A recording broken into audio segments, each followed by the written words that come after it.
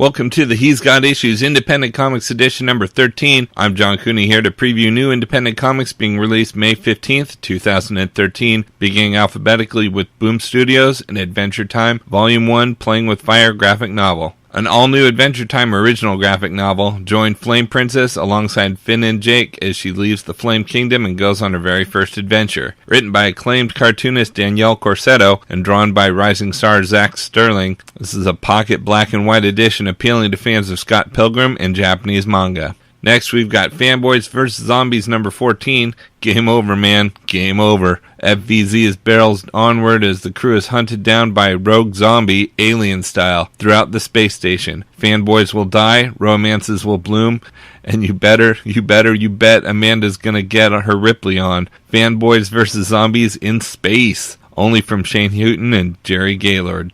And we've got Regular Show number 1. Regular Show, it's anything but. Cartoon Network's Powerhouse series now has its own comic book series. Hot on the heels of the smash hit adaptation Adventure Time, Kaboom unveils the next all-ages comic phenomenon. Join Mordecai the Blue Jay and Rigby the Raccoon, a couple of best bros in their 20s just trying to chill for a bit, man. But when you're living in as crazy a world as they are, no day can be called regular.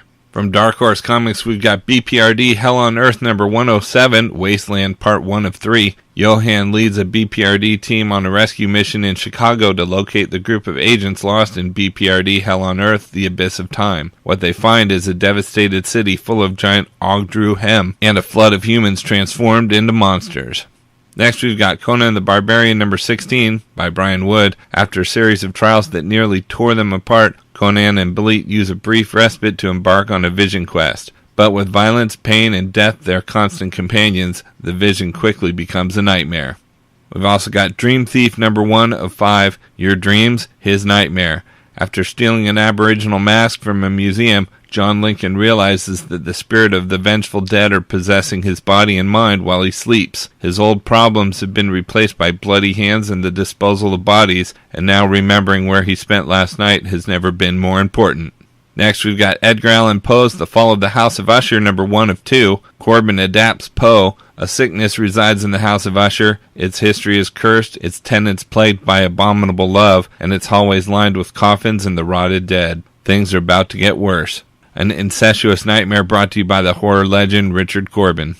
We've also got Star Wars Darth Vader and the Ninth Assassin number 2 of 5. An unknown enemy obliterates a Star Destroyer. An attempt is made on the life of the Emperor. A new evil has made itself known in the galaxy, and Darth Vader is going to find it and crush it. But beware, warns the Emperor, this new adversary appears to wield a sorcery very old and very dark. It's an all-new series starring Darth Vader.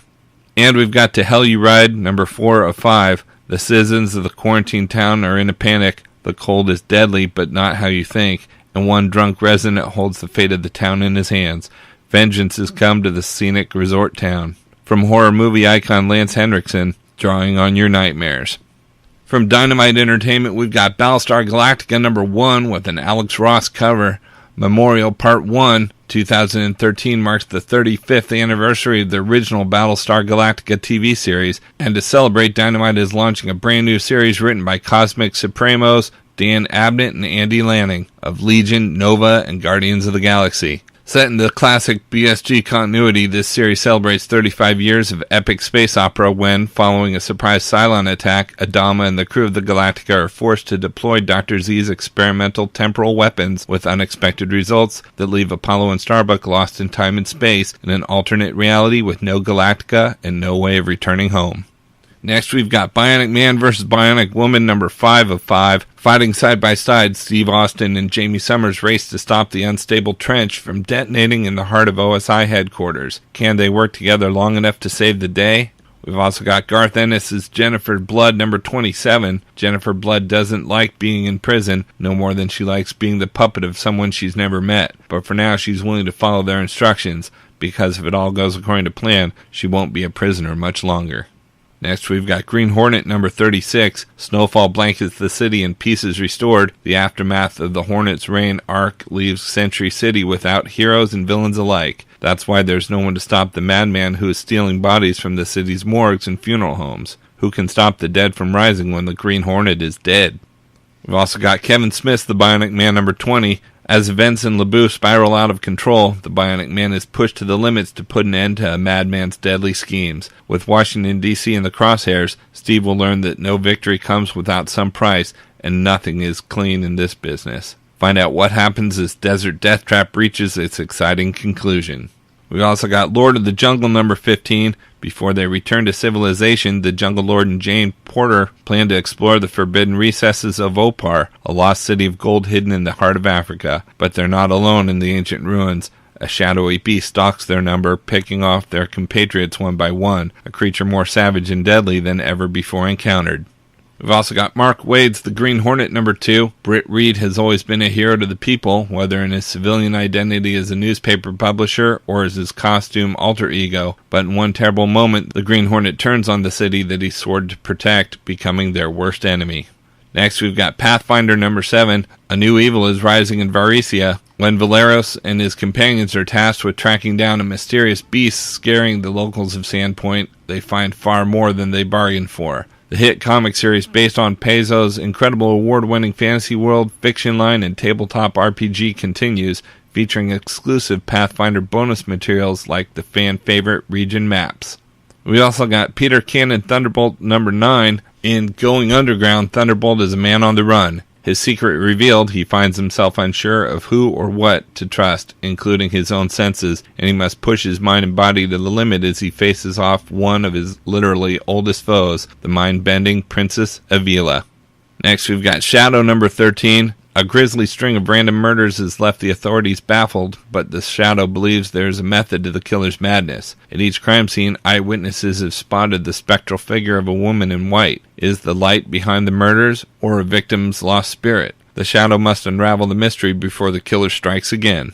And we've got Voltron number 12. Everything is changing for Voltron Force. One of the numbers has perished, another casualty of the turmoil engulfing the galaxy. One of them is intending to leave the unit permanently for a much different life. One of them is receiving the opportunity of a lifetime, even though they might not be ready. One of them is committing to saving everything there is. And one among them is carrying a secret that ensures they'll never again be welcomed among their ranks. One door closes and 3 more open in 31 days as the Galaxy Alliance decides just how many more Voltrons are truly necessary to defend the universe. From IDW Publishing, we've got Doomsday Point 1, number 1 of 4 by John Byrne. The Earth may have dodged a bullet on 12/21/12, but there are worse things in store for our little blue planet. 7 adventurers aboard the International Space Station watch in horror as most of the world is decimated by a monster solar flare, and their only choice is to return to the surface and face whatever awaits them there. Next, we've got G.I. Joe, A Real American Hero number 190. Everything comes to a head. G.I. Joe's high seas rescue mission has gone from bad to worse. Now, each team present must regroup and rally in hopes of stopping the Black Major and his Red Shadows once and for all. The action heats up in G.I. Joe, A Real American Hero number 190. We've also got G.I. Joe Special Missions number 3. Crush Depth continues. Scarlet, Mainframe, and the Special Missions team are seeing their first operation fall apart as the weather and overwhelming odds thwart them at every turn. Things aren't any easier for the Baroness as she faces a mutiny from the crew of scurvy dogs she's hired to recover Cobra's loot off the ocean floor. Now Serpentor has taken an interest, and that spells mayhem for everyone. We've also got My Little Pony Friendship is Magic number 7. The new Nightmare Moon has revealed herself and captured our stunned ponies. With time running short for Equestria before a full-scale invasion, the only hope lies with Spike? And what role will Princess Luna play? And we've got Transformers Regeneration One number 91. Things fall apart. The very fabric of the Transformers universe begins to unravel as huge and ancient cosmic forces take note of Cybertrons and the Cybertronians' descent into chaos and anarchy. As Hot Rod struggles to hold things together, still reeling from his own game-changing wake-up call, competing destructive forces inch closer to the cataclysmic confrontation. The end begins here. From Image Comics, we've got Dream Merchant number 1 of 6. Part 1, a double-size issue to kick off a new sci-fi series from Nathan Edmondson and newcomer Konstantin Novosodov. Hunted by recurring dreams, a boy named Winslow is hunted by mysterious beings and protected by an old traveler. Soon Winslow will realize that what is in his dreams is what the rest of the world has been made to forget, and what strange entities will stop at nothing to erase from his mind. Next, we've got Fatale number 14, the final standalone Fatale flashback issue. World War II, Nazi cultists and monsters are after Jo as she searches for answers and comes face to face with Mr. Bishop for the first time. And remember, each issue of Fatale contains extra content, articles, and artwork that are not available anywhere but the printed single issues. We've also got It Girl and the Atomics number 10, Tween-Age FBI Part 1. Between Gears creator Natalie Norigat joins the Atomics team. Someone broke into Flem's lab and stole a dangerous invention. It Girl picks up the crook's trail, only to discover it leads to a team of underage secret agents, though the real criminal mastermind is centuries older than all of them. Next we've got Legend of Luther Strode number 5 of 6. Luther has been bound, Petra has become Jack's new friend, Binder gets a surprise from an unexpected source, and the world burns down around them all. We've also got Non-Humans number 4 of 4. Ames has an about last night moment. His son Todd is in some real deep non-human crap. Is Eden harboring a secret that could bring them all down? Next we've got Think Tank number 7. Dr. David Lauren's work on the 36-barrel, 600 rounds per minute metal storm led to an epiphany that he no longer wanted to create inventions of destruction for the military. But David has lived in a sheltered life behind the barricade of a government-contracted think tank and has never directly been forced to come face-to-face with the deadly consequences of his actions until now. And we've got Vessel number 8. Driving down the highway of destiny, Agent Barrino and his comrades in arms find themselves on a head-on collision with fate. Prepare yourself for the season finale of Vessel. From Valiant Entertainment, we've got Bloodshot number 11. Harbinger Wars Bloodshot continues here. Everyone says they want what's best for the children, but Bloodshot's the only one who's willing to fight for it. After a lifetime of lies, destruction, and pain, he's vowed to use his extraordinary abilities to do one simple thing: keep these kids alive, even if they're terrified of him. The war for Generation Zero, however, has been waging longer than Bloodshot realizes, and what can one soldier do when he's up against two powerful secret armies? And we've got Exo Manowar number 13, Part 3 of the explosive Planet Death mega event. Eric discovers the Vine he intends to conquer aren't the only race on planet Loam, but will these surprised inhabitants offer him refuge or rivalry? Meanwhile, the Vine leaders plan their most devastating attack yet, one that will push the Exo Manowar armor to its limits and beyond. The stakes are raised and the table set for the epic battle from which no one, human or Vine, will emerge unchanged.